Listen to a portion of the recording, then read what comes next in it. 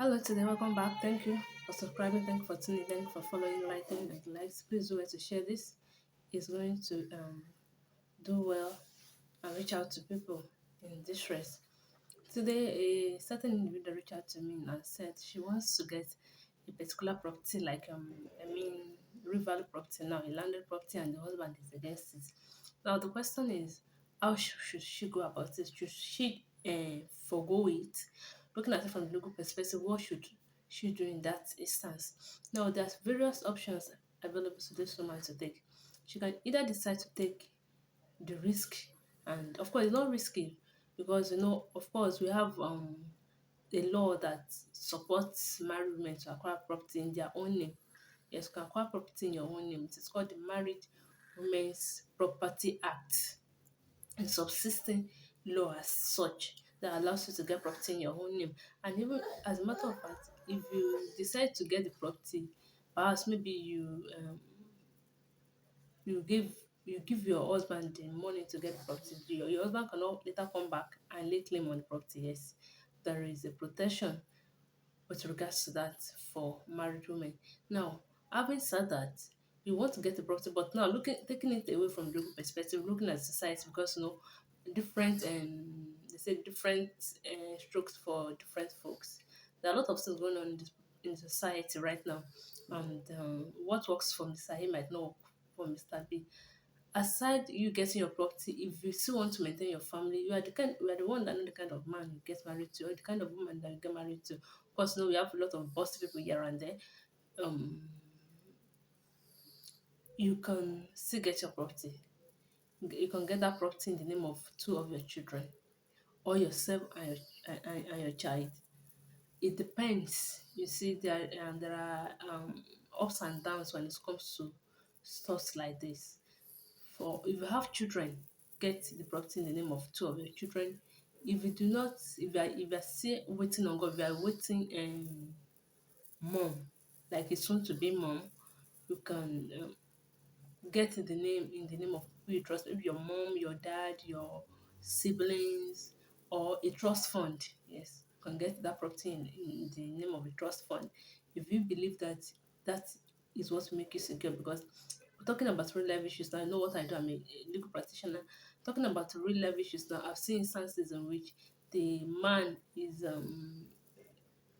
the man was going extra mile to terminate the life of the woman because he wants to acquire and own the property of the woman.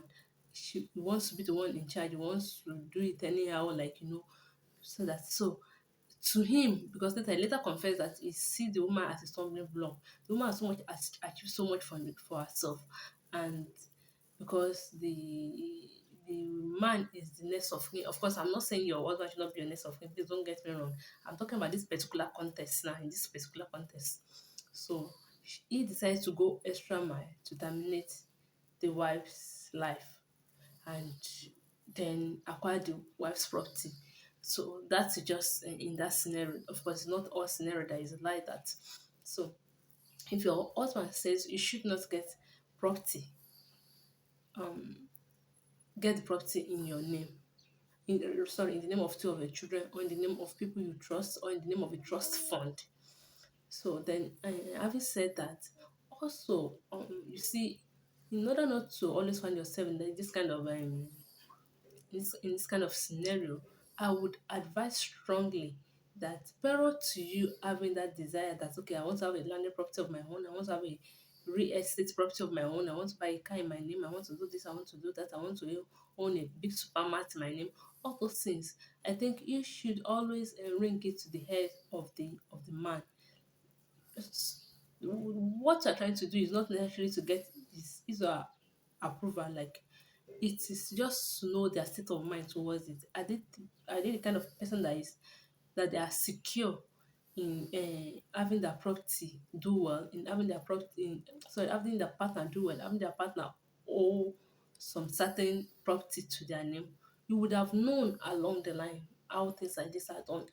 Back then we used to have a family friend in which she she stated then that the husband, as in, as at when I was talking about this issue, the husband is a multi-million, like the husband is well settled too, has a big company, has several houses, cars, and the likes. The husband is doing very, very well. But now the wife said the first money she was able to raise and gather, she gave it to the husband like a submissive wife and said, "Sir, Daddy, there is a particular property I want to, landed property I want to get. At this particular instance, I've made my reservations, I've made my consultations and everything, and I've been told that it is all right. So this is the money, and I want us to go and get the property." Mind you, prior to then, she has always be talking about it. The husband will just laugh it off that, "Oh yeah, come on, what are you saying? Do you even have money? Do you?" So when she gave, I'm talking about the experience she shared, real life experience now directly with me, that when she gave the husband the money, the husband took the money and said, okay, he's going to get something about it. That just look for one excuse, not today, and we'll go later. The husband collected the money, and that was the end of the money. That was the end, nothing more. It was later when she now realized that. So then, from her own side, she said that anytime the husband noticed that she's trying to gather one or two money, all the responsibility the wife is having at home, all the responsibility the husband is taking at home, the husband sees, like automatically sees. Even the school fees of the children, we say, go and meet your mother. Go and meet, it's always good for one excuse or the other. When she knows perfectly well that nothing is wrong with the man's business, the man is still making ends meet, the man is still having all his income coming as it used to be. So from her own angle, she was able to deduce that the man was frustrating her efforts to get her own landed property. Perhaps the man don't want her to maybe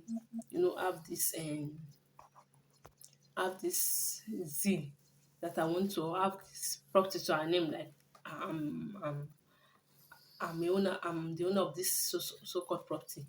So and after that, because why there was a reason why she was sharing that with me. After that, the husband made it so unbearable, like make life so unbearable that to even get the nylon to put in their solid, she go and start picking pure water nylon, use it, rinse it, wash it, sun dry, and reuse. As the husband remove some benefits because the husband does not want her to gather the money to get that property. So in that instance, I'm not saying that do things behind your husband's back. You need to bring him along. But at that instance, get the landed property in the name of your children. Why am I advising this? Your husband will not see it as a platform or see it as a threat. You know, some men are insecure. Not all men are insecure, but we have lots of men out there that they are insecure. But that will not that will curb the insecurity. That will curb the insecurity on his part. And with that you can, and anytime he overthinks it and want to bring it up, just say, but I'm doing this in the name of our children now. What's for your children is for you. So of course you are the one that know how to do that. But please do not stop making progress, do not stop excelling, do not stop doing good and great things because of anything. It is your life, and wisdom is profitable to direct. Of course, this is your marriage as well. Wisdom is profitable to direct, and there is nothing that cannot be sorted out except violence. So thank you for staying with me to this time. Please, if you've learned one or two things in this, please do well to comment, to like, to subscribe, and please do well to follow as well and share. I would appreciate if you do that. Also, having said that, you can leave a message with me or communicate with me on my email. That's readtalkwithyemi at gmail.com. So you can send in your concerns there, the concerns you want us to to talk about, be it from the social perspective, moral perspective, or legal perspective. I will look forward to answering all your questions. And also, I would appreciate if you can engage this post, this video as well in the comment section. Let's talk more about it. Let's leave your own opinion as well. Leave your own experience. Leave what we are going through, and we are going to sort it out. Thank you so much. God bless.